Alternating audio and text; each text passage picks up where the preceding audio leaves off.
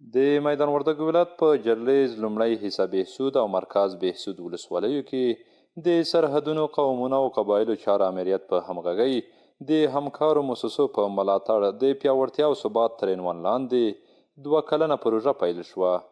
عمده کارونه انشاءالله په دې کې د صحت او تغذیې لپاره او ورسره به د مالدارۍ او کرهڼې بخش لري، ورسره به د واش یا د اوبو د ښه تنظیم لپاره، د پاکو اوبو ته لاسرسی لپاره، د هغه ښه استعمال لپاره انشاءالله برنامه تطبیقوي او آخري برخه به انشاءالله د ماشومانو د ساتنې روزنه. الحمدلله چې د وزارت سرحدات او د وزارت له طرف نه او د دغه مؤسسې له طرف نه کوم خدمات وړاندې کیږي د موږ او تاسو په ولسوالیو کې دغه درې ولسوالیو کې موږ د دغه پروژې تر شا ولاړ یاستو، موږ د دغه پروژې حمایت کوو. د دغه پروژې سره ټول همکار اوسو او دلته که ځایي مسؤلین دي، ولسوالان دي، که رئیسان دي، دا پروژه باید صحیح سر ته سره ورسوو.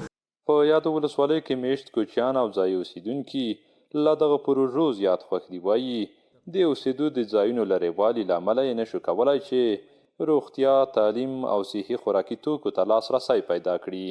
زیاتوي د دې پروژې په پلي کولو سره به یې دا ستونزې حل شي. او موږ دغه امارت سره راغلی ده، انشاءالله شکر الحمدلله یې په امن یې په همکارۍ نو دغه ده چې موږ ته دغه ډاکټران راځي، سهار ډاکټران راځي او دغه پروژې راځي، موږ 100% کې خوشحاله یو. دې علاقه کې ډېرې ستونزې دي، خو دغه پروژه بیا هم یو څه همکاري کولی شي او موږ ډېر ترې خوشحاله یو.